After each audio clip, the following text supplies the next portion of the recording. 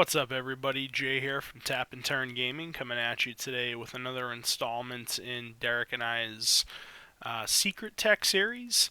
So today we're going to be taking a look at BOROS Red and White. So these are just some cards for any of you that have watched the videos in this series before.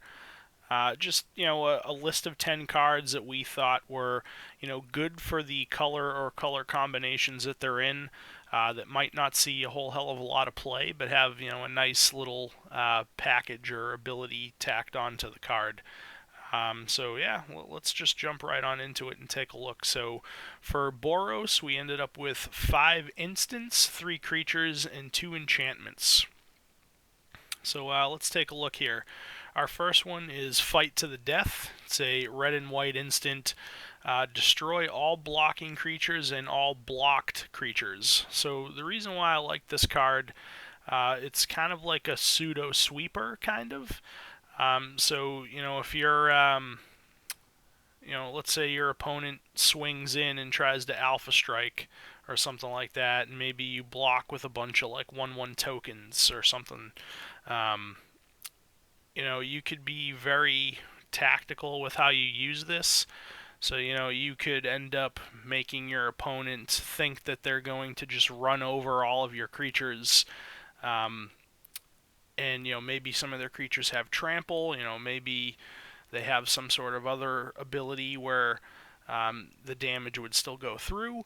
You could just chump block with some creatures that you don't mind hitting the graveyard, and then cast this before damage would be dealt, and then all of the creatures that are basically in combat would all be destroyed. And it only costs 1 red and 1 white mana to do so. So I feel like it's a pretty cool card. You could definitely wipe a lot of creatures off the board with this if someone's trying to be very aggressive towards you, or it doesn't even have to be towards you. If you're playing a multiplayer game, it just says destroy all blocking creatures and blocked creatures. One of your opponents could swing in at another one of your opponents, and maybe you don't like how the combat's going to play out.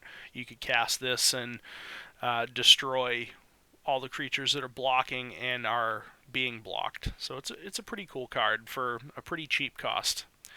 Next we have Moonhold. It's a 3-cost red and white instant, 2 and a hybrid 2 and a hybrid red or white.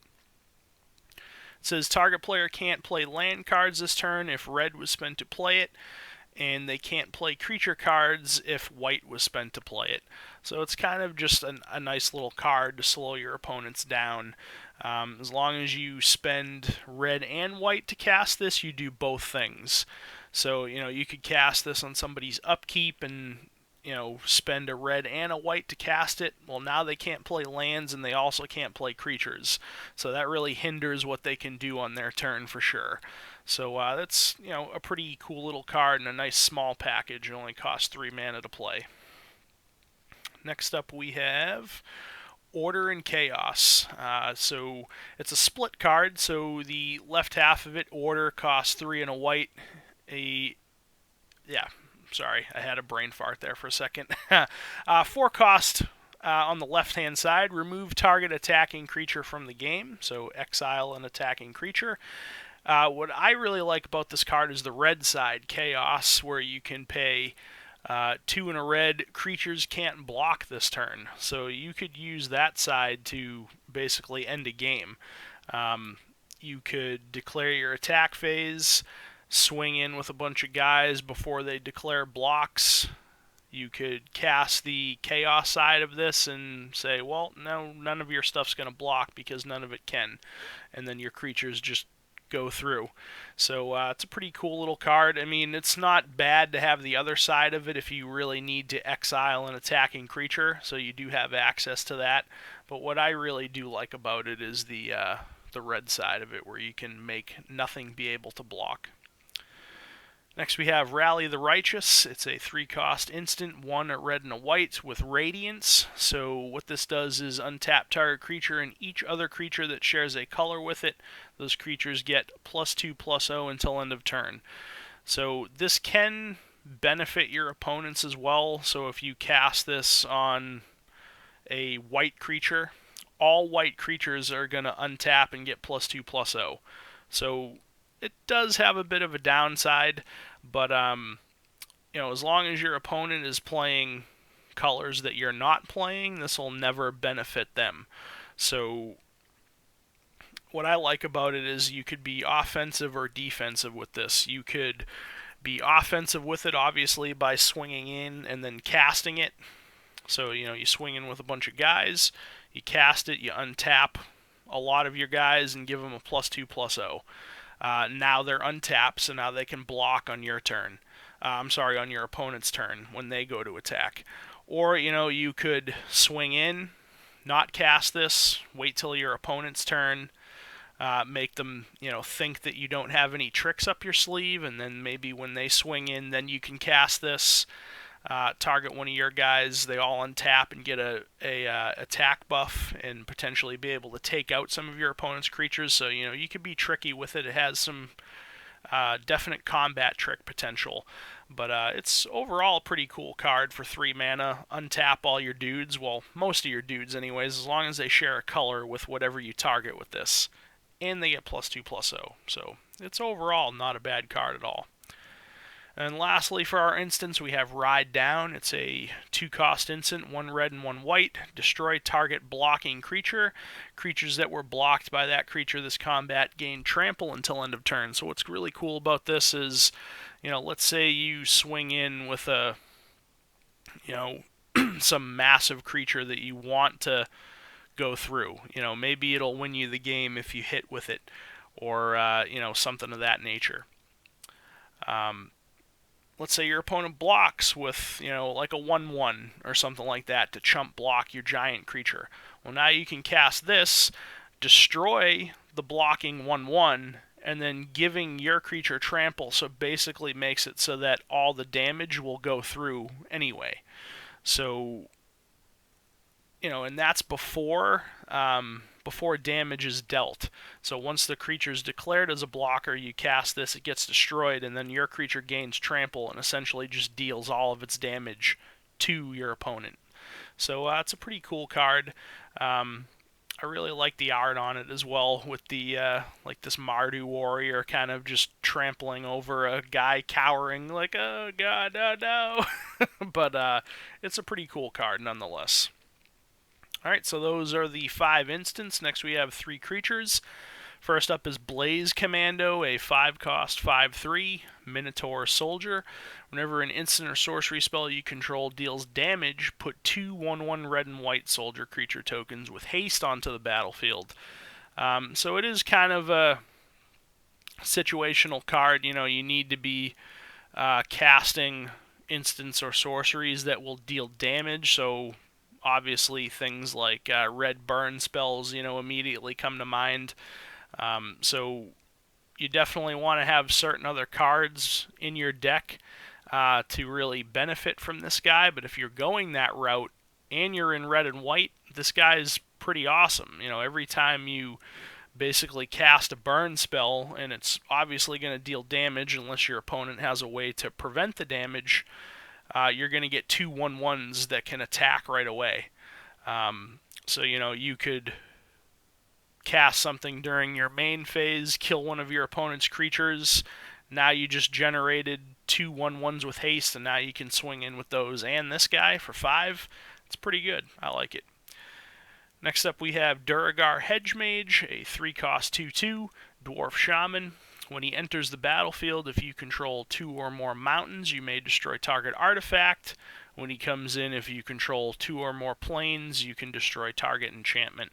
So this guy, gives you a little versatility.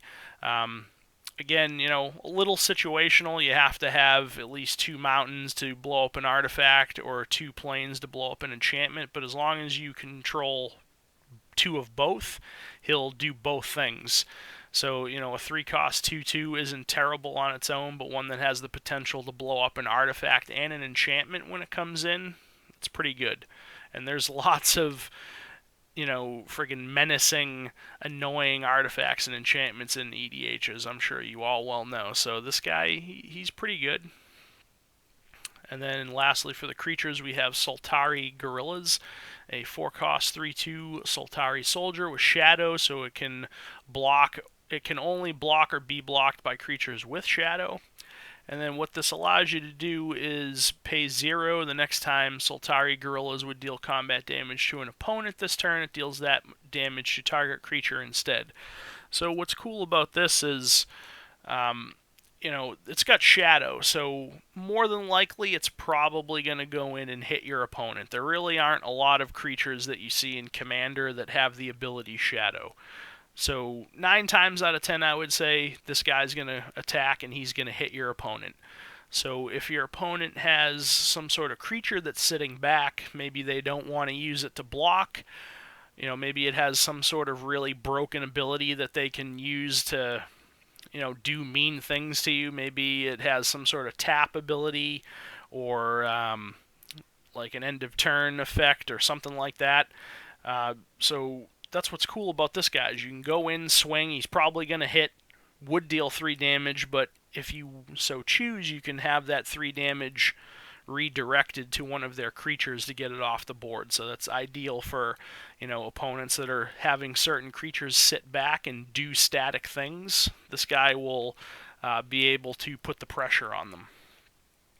So that's it for our creatures, and lastly, we'll take a look at the 2 enchantments that we picked out. First is Gleam of Battle. It's a 6-cost red and white enchantment. Whenever a creature you control attacks, put a +1/+1 counter on it. So if you're in the colors red and white, you're more than likely building a pretty aggressive style deck. So this card fits right in usually with any deck that's running red and white, especially if it's just red and white. You're probably playing an aggressive style deck, so something like this where you're turning guys sideways, every time they turn sideways they get bigger. So that's, enough said about that. Don't really need to talk too much about that. And then lastly we have Scourge of the Nobilis. It's a 3-cost aura. As long as the enchanted creature is red, it gets +1/+1 and has fire breathing basically, so you can pay a hybrid red or white to give it a +1/+0. As long as it's white, it gets +1/+1 and lifelink. So if you put this on a Boros colored creature, it's going to get +2/+2, fire breathing, and lifelink. So that's pretty legit. Given something a +2/+2, the ability to pump its attack and lifelink is no joke. So that wraps up the BOROS secret tech. So I hope you guys enjoyed the video. If you did, thumbs it up. It really helps out a lot for other people to find the videos on our channel. And it lets us know that you did enjoy it, so that we know to keep making videos like this for you in the future.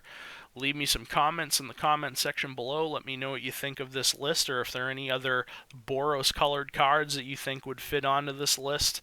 Let me know. I really like to hear your comments and suggestions. And if you're not already subscribed to Tap and Turn Gaming, please crush that subscribe button. We really do appreciate it.